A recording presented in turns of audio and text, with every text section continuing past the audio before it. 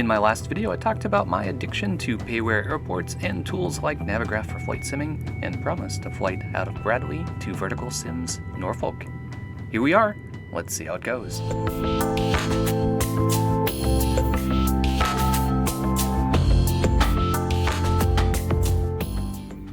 Okay, hello everyone. Today we're here in Microsoft Flight Simulator 2020 in Aerosoft's CRJ700. We have a 367 nautical mile flight from Bravo Delta Lima Bradley International to Oscar Romeo Foxtrot Norfolk International. Both of those are payware airports, Bradley by LatinVFR and Norfolk by VerticalSim. We'll be flying IFR and we'll be using Navigraph to help us with our flight planning and navigation. Should be an awesome flight, so let's hop into the pilot seat and get started. I've been scoffing up regional airports to fly my CRJ2, and when I saw one by the legendary VerticalSim, I had to have it. Alright, first we will boot up our EFB. Then we'll head to the overhead, make sure that everything is in the default positions, everything is set on the pedestal, and we'll make sure the parking brake is set. Next, we'll get the battery on, head down to the electrical page, and make sure that we have a minimum voltage to start the APU. We do. We'll go back to status page, do our fire test, verify it on the ECAM. That looks good. We'll start the fuel for APU. Make sure that APU in byte is cleared, that's the self-diagnostic, and then hit APU start. Now we have to wait. If you've been following my video series, in the last one, I was parked here at Bradley, and I did a video on Navigraph and ForeFlight and their use in Microsoft Flight Simulator. So this is the flight that I promised. I'll put a link here in the video so that you can check it out. It shows you the pros and cons of Navigraph and ForeFlight and some of the costs. Alright, we're approaching 100% here, and the airplane's going to come alive. There it is. So now we'll head down and get our IRS to nav position. That's the two dials in the lower left by the parking brake. Head up to the overhead. We'll get the nav light on. We don't need the logo light because it's daytime. And we'll test our hydraulic pumps. Switch to the hydraulic page, verify that we have pressure. Now we'll go up and turn everything to auto, and the second switch to on. We'll verify that we have pressure in the center two-way pump there, and the other one's pressure is dropping. Head back up, turn the second one back to auto. Alright, we'll get our air conditioning on. We'll turn on our anti-ice for the windshield. Turn on the no smoking and seatbelt, and arm the emergency lights. Heading down, we'll do our stall test by pressing and holding the button. Now we'll head over here and test the cockpit voice recorder by holding the green button until the light illuminates. Next we'll go to the EFB, bring up the aircraft page, and we'll use that to open all of our doors, including the passenger door. We'll check our oxygen mask. Sounds good. And the cockpit door camera. And that all looks good. We'll initialize our MDU at position init.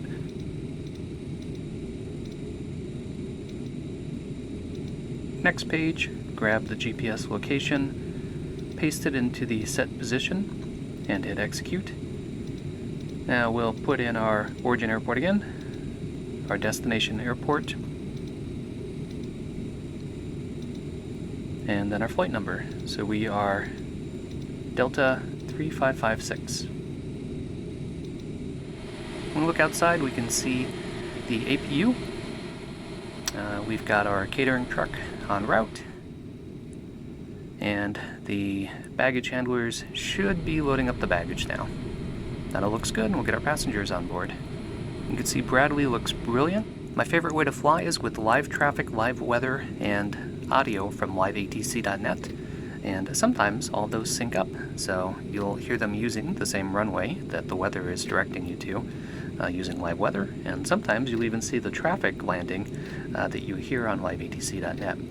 One of the other cool things about it is you can pull up the actual ATIS. So we're going to tune into the real-life Bradley ATIS today that's current, and listen to it to figure out what runway they're using and set our altimeter. Bradley and Liz information Alpha 175 Zulu. Wind 340 at wind 1. Gusts 16. Visibility 10. Few clouds at 25,000. Temperature 6. Dew point -14. Altimeter 3025. Runways 6 and 33 in use. Expect ILS approach. Notices to airmen. Taxiway Echo B at post. Read hold short instructions altitude. Hazardous weather information for the Connecticut geographical area available on flight service frequencies. Advise on initial contact. You have information Alpha. Level 6 Juliet, traffic's Falcon 2000 on a 6-mile final for crossing runway. Turn right, heading 095, runway 6, clear for takeoff. Bradley clearance, Delta 3556, IFR to Norfolk with Alpha. Cleared to Norfolk, climb via the SID. Radar vectors Hartford, then as filed. Maintain 4000, expect filed 10 minutes after departure. Departure 12395, squawk 3414, Delta 3556. Okay, we'll get everything set up here. We'll hit the departure arrival, select runway 33 in the coastal 9 departure. Remember we got that from the ATIS and our clearance. Now we'll go over to the flight plan and start typing it in. Alright, the SID takes us to CCC, so we'll pick up from there. Our first waypoint after CCC is Getic, so we'll type that in and put that on the right side. Next, we'll get on the jet route, so we'll enter J174, put that on the left. From there, we go to SOD, put that on the right, and then to CCV, which is our transition to the ILS.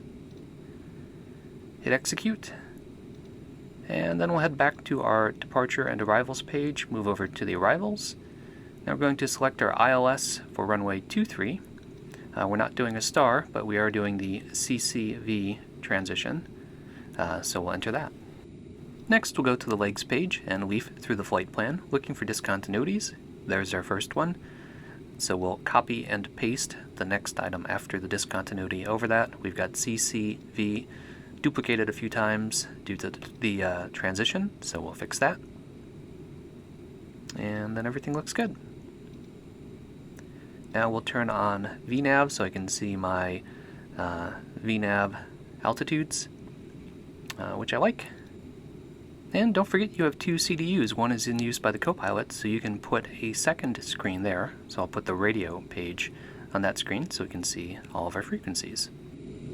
Alright, we'll bring up Navigraph. So I've got the SID overlaid on the IFR chart. We can zoom in on the details of our departure. So we're departing runway 33, which means we have to climb heading 328 to HFD VOR. And then these are the routings with thumb and Yoder waypoints and CCC VOR. It also gives us our initial altitude restriction of 4,000 and the expect filed after 10 minutes. Once we get to Getic, then we get on the J174 airway, and we're going to follow that to SOD. From SOD, we'll get radar vectors to CCV VOR, and that'll be our transition. So then from there it's radar vectors to JHAL, which is the initial approach fix for ILS runway 23, and we'll fly the ILS. We can bring up the airport diagram for Norfolk and see that we're expecting to land runway 23, which means we'll be expecting to exit to the right once we can to get to the terminal over here. We're not flying a star, and you can use Navigraph's visualizations to see why. So if we go to the arrival and click on the eyeball, it'll show you what they look like. There's 2. The one to the south is drone 2, and that has transitions from the southwest. The other one is Turk 2, which has transitions from the west. So we're coming from the northeast. Neither of those will work for us. If we pull up the airport diagram for Bradley, we can see our position at the terminal here. Runway 33 is to the southeast from us. So you can see our expected taxi instructions will be along Sierra to get to runway 33. Next we'll hit perf init and configure our weights and flight level for this. So we are flying at flight level 340. We'll type that in. And then we can manually enter all the weights, or you can just go over to the EFB and configure them there, and then click on transfer to transfer them over to the MCU, which is what we'll do. We have an initial heading and an altitude restriction, so we'll dial those in now to have them set up for takeoff. Flight level 280, 10 minutes after departure. Departure frequency 125. Captain, the cabin is secure. With the door screen, verify that all of the doors are secured as the attendant makes her announcement. Now we'll go to the overhead, get on the left and right boost pump, and turn on the beacon in preparation for pushback. This is ground. Stand by. The wind's 340 at 8. Okay, sir. The bypass pin is installed. All doors and hatches closed and all ground equipment is removed. Standing by for pushback. We are cleared for start and push. Parking brake set. Okay, cleared for push start. Please release parking brake. Parking brakes are released. Commencing pushback. You can start the engines in sequence. It will start in the sequence. This is the freeware toolbar pushback plugin, which is brilliant. So we'll head up here and hit start for engine 2. We're going to watch N2 until it gets up to 20%. And then once it hits 20%, we'll head on over to the throttle quadrant and bring engine 2 up to the idle position.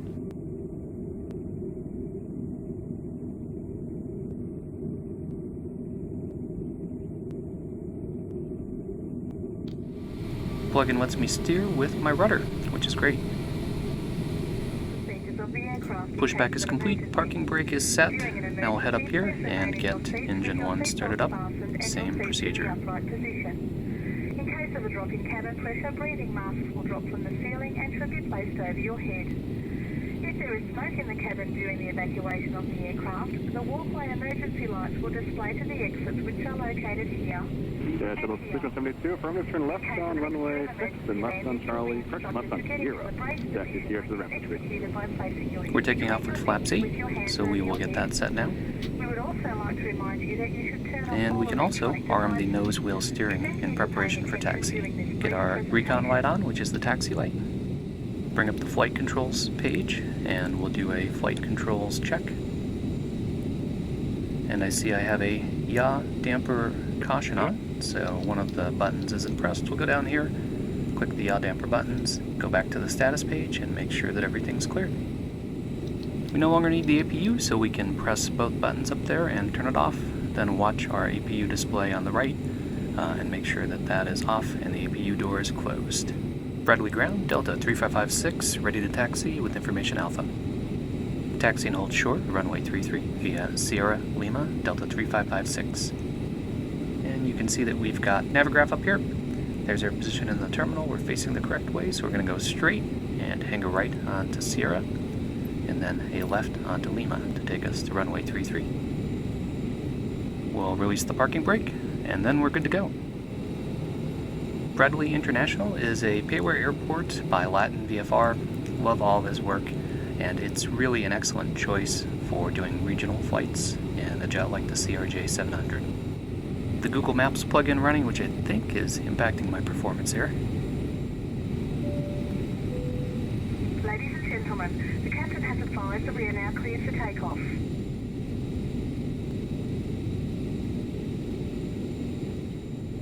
Get on our lights and cross flow to manual. Sierra Charlie. Get the flight director on and touch the button here on the throttle to put it into takeoff mode. Bradley Tower, Delta 3556, holding short, runway 33. Cleared for departure, runway 33, Delta 3556.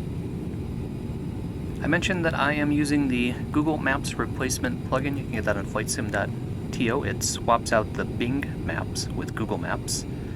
I think that's why this performance looks so bad here in the video. It actually didn't look that bad when I recorded it, so I think my recording software, which is OBS, drops frames when the CPU gets overloaded, and things that look fine to your eyes when you play them back look a little slideshow-ish. So the whole flight won't look like this, but I notice some parts here, in particular at the airport, are a bit much for my CPU. So bear with me, it'll get better. Now I will say the Google Maps replacement looks brilliant, especially in areas where there's no photogrammetry, because the color correction for Bing is pretty green in some areas, and having roads that are actually gray and grass that's not, you know, cartoonish green just is a big improvement.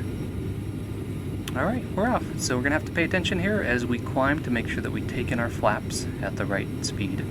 We've got our landing gear up with positive rate. I'll put it into climb mode here. We're going to get the autopilot on once we're over 600 feet, which we are. Put it into heading mode. And then we'll get vectors. So we'll follow the heading mode for vectors before turning it to nav mode for the GPS autopilot. We're leveled out here at 4,000 feet, so we've got to hold this altitude until ATC clears us to climb further.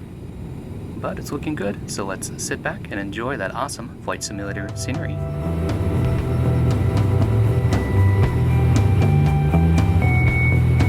The 15th and already. That's going to maintain 4,000. 360, Java 1531. 200 is going to maintain 4,000.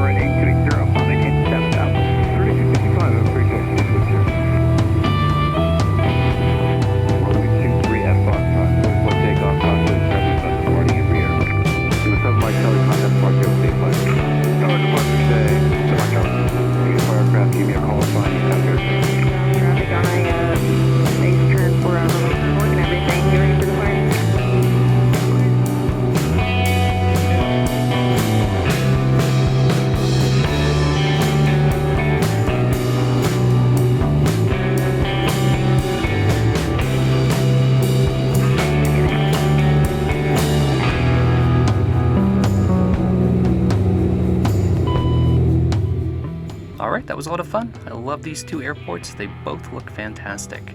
My landing, not so fantastic.